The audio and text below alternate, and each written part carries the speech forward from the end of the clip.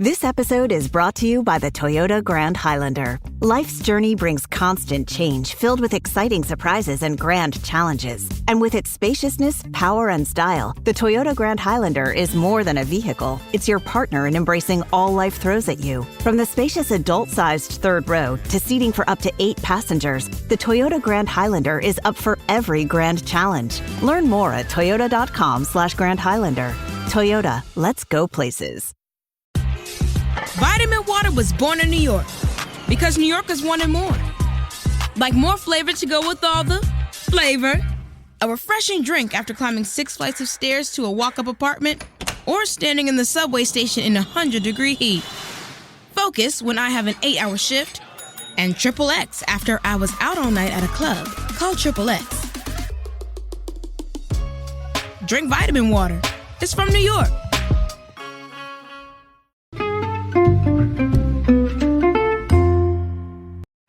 Hi, everybody, and welcome to the Dr. Psych Mom Show.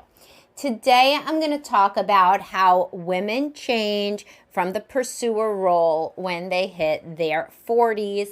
And I have done a lot of discussion on perimenopause, and of course, that relates here. But there are other variables as well.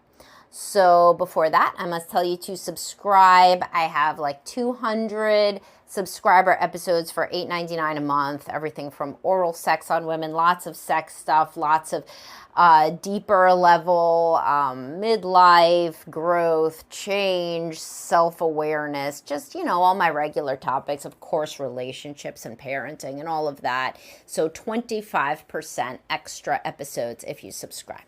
Okay, so when preoccupied attachment women are young, they really are into the relationship, of course. That's the definition of preoccupied attachment. And they want to have sex, and they want to be close, and they want to be much closer than the man wants to be. And because it's an avoidant man, so they're the pursuer, he's the distancer. They're the preoccupied, he's the avoidant. And they are always trying to make everything about the relationship. So they want to spend all their time together. They want to do all the couple activities. Then they get pregnant, have kids. Then it's the family activities. And predominantly, they want to spend time as a unit. If they're an extrovert, then, they obviously still have friends and do other things too. But it never goes as much as other things that he wants to do. Because he's always doing hobbies and work and friends and all that. And, she will always prioritize the relationship even over the friends or work or anything else. Then her kids get older, right? And so when you're in your 40s, not only is your estrogen dropping, and you could listen to my All About Perimenopause episode, I think that's a subscriber one, but also her kids are older. So she just has less time, less bandwidth, and less energy to think about the relationship. And she also starts to feel very angry. She starts to think, when I was young and I really cared about this relationship so much, then why were you not listening to me? Why were you not there for me? Like my life could have been better. My life could have been nicer and closer. And this is also when the children start to date. So she starts to think like what kind of people she wants her children to date. And as they're teenagers, they start getting into relationships or having crushes or what have you. And so it brings back it throws into sharp relief the fact that she's not young anymore. She does not have the same kind of feelings as she once did. But if she had, been close when she wanted to be close, if the guy had wanted to be close back when she was so interested in being close, she feels it would have made her overall life better and she wouldn't feel so disconnected from him now. So she stops having sex with him because she doesn't really want to have sex anyway, most of the time, because her drive is dropping and she's, tired, and it's been monogamy for a long time. And, the cherry on top is that she's angry. And so instead of starting to have sex and seeing if responsive desire would kick in, she says, you know what, you were too busy for me. Well, now I have a very packed schedule. The only time I have to go to the gym, let's say, is the morning, or I have extra work to do before work, and then I got to drive the kids all afternoon. So you know what, I don't feel like having sex. Just like how you didn't feel like hanging out with me. Look at that, same kind of feeling. And of course, the avoidant attachment guy, he's used to her pursuing. So that was including having sex. And so he doesn't really know how to pursue necessarily because he took for granted that she would always pursue in that domain. Now, he found her pretty annoying when she wanted to hang out all the time. But now that she doesn't want to hang out pretty much at all, then he starts to feel a little weird. Because now she's making all her plans like he doesn't exist. And he used to make all his plans like she didn't exist. And so he doesn't like it. Because when he made all of his plans like she didn't exist, they were still having sex and he still felt secure in the relationship. Because remember, avoidant people still do want to be in a relationship, otherwise they wouldn't get married. So they often get married, quote, against their will or after the woman, begs and pleads enough. But the reality is they don't have a gun to their head, and so they choose to be in a relationship, but they're most comfortable in the sort of relationship where they are doing the distancing and they make their whole life separate, and then somebody's always pursuing them to hang out and spend time. And so they take that for granted that will always be there, and they are annoyed by it for sure, but at least they're very secure. So it's like having a dog that always needs to be walked. You could complain about the dog, but you probably still, would miss it if like the dog died. Well, now the dog dies in the relationship. So the dog is dead. She doesn't want to hang out anymore, I mean, truly, she thinks that was then, this is now. I used to want to. It would have been nice if we did then, and maybe we'd even be closer now. But right now, I'm busy. I have other shit on my plate. I'm seeing a future when the kids aren't even home anymore. And therefore, I want to spend as much time with them as possible. We have to drive them around. I'll do a lot of that. They each have to be different places. One of them's in travel, sports, whatever. And I just don't want to really spend any time with you because when I'm going back, she's saying to the husband implicitly, this is all not articulated, unless they get into couples therapy or she wants to articulate it for some reason. But definitionally, if she's feeling detached from him, she doesn't really want to articulate it. So she says, if we had built up this closeness over the years that was reciprocal and mutual, then maybe now I'd want to hang out. But I don't, want to hang out. And actually, I think it's pretty good that, you are so plug and play. You just do your own thing all the time. You're complaining about sex, but no harm, no foul. I used to complain about lots of shit, and it didn't change. So you could deal without having sex, just like I dealt without having a real romantic connection or feeling pursued or loved by you. And now we're just going to operate like a finely oiled machine. Let's, stockpile the money for the kids' college. I'm doing my job. You're doing your job. Let's socialize, with other families. That's cool. Let's go on vacation because the kids got to build their memory bank up before they leave us and go to college. And that is what it is, and maybe if I'm ovulating, I want to have sex, good. If not, not, because you owe me basically because you were not even into this marriage at all. So how could you possibly be complaining now that I'm not into it? Go masturbate.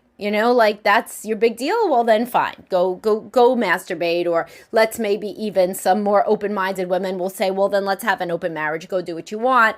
And I'll do what I want.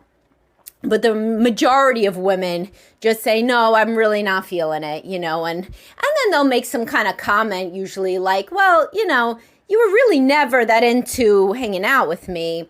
And now, I'm not. Something to that effect. Basically like almost you missed your chance. And she will start to think about it in a very angry and resentful way. Like, you know what? Like, I used to be so into this when I was younger. If he had only pursued me then, that would have made my life so much better. And truly, she's right, because when younger couples do get into couples counseling and they right the ship, I mean, they do have a more intense response than other couples do because they're younger. When you're younger, everything is more intense. When you fix a marriage in your 50s, great, that's good. But if you fix a marriage in your 30s, it feels a lot better because everything feels a lot better, more, etc. And so you can fix a marriage at any time, but the more marriage you have left, the more important it is, which is why I tell people when your kids are still at home is the most important time. So your 40s better than your 30s, your 40s are better than your 50s, and your 30s are better than your 40s, and et cetera, et cetera. So the point is here, what do you do then? Because a lot of guys are like, yeah, like she did used to pursue me. I was young. I was focused on work, partying, my friends, my hobbies. And now she doesn't want shit to do with me. And I feel like she's going to leave me, and now I feel like I'm the preoccupied one because as I discussed in other podcast episodes, like, does attachment style change in different relationships? Yes, between the two insecure ones.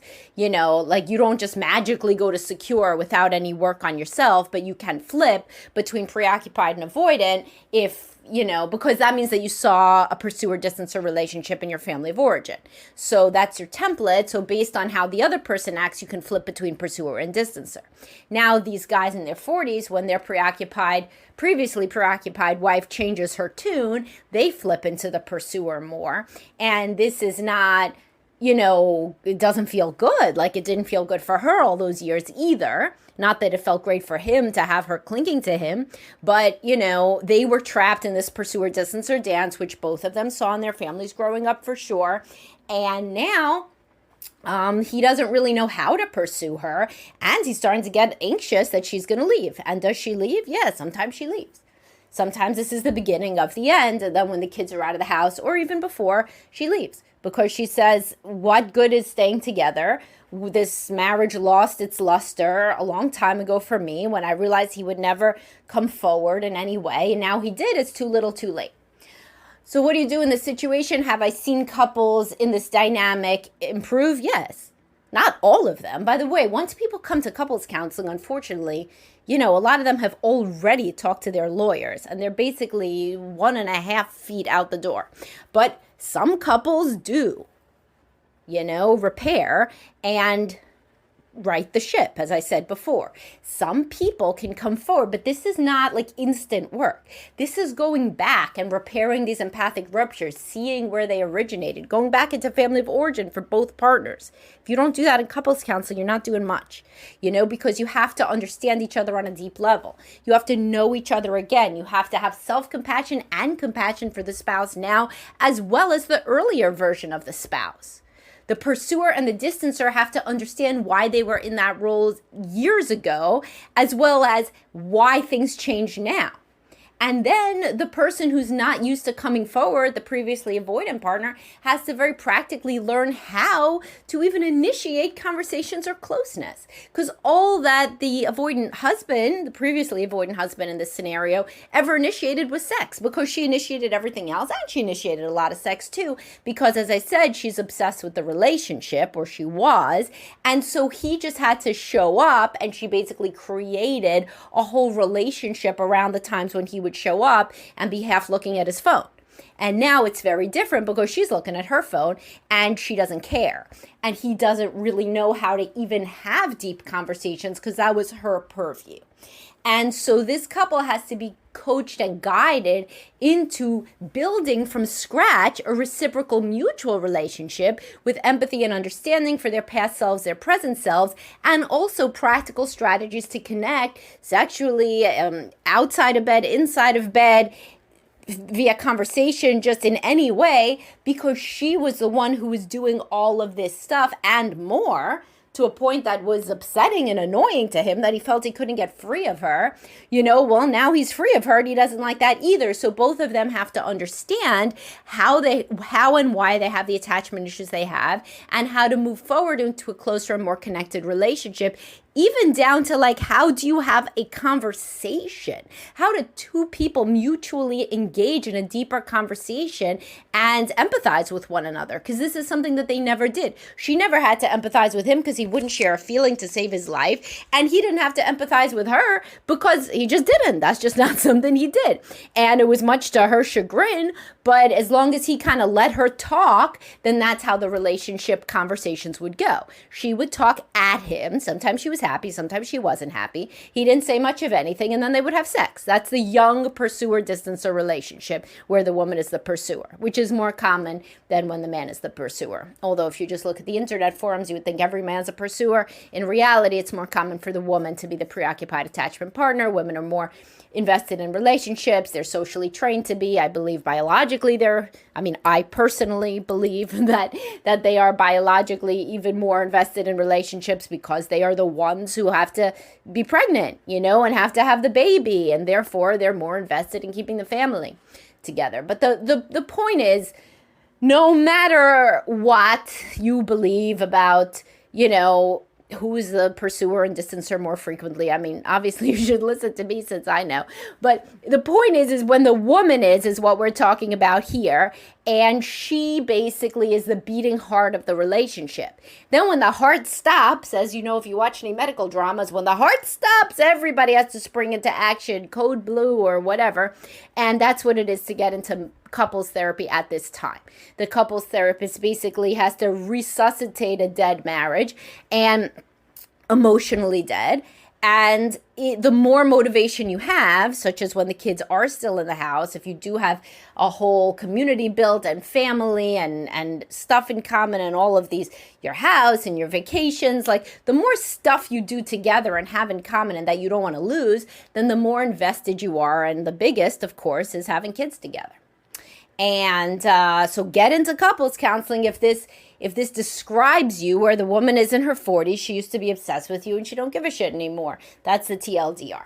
All right. Thanks so much for listening, guys. And I'll talk to y'all soon. Always reach out to my practice, Best Life Behavioral Health, if you need a therapist or a coach. Bye-bye.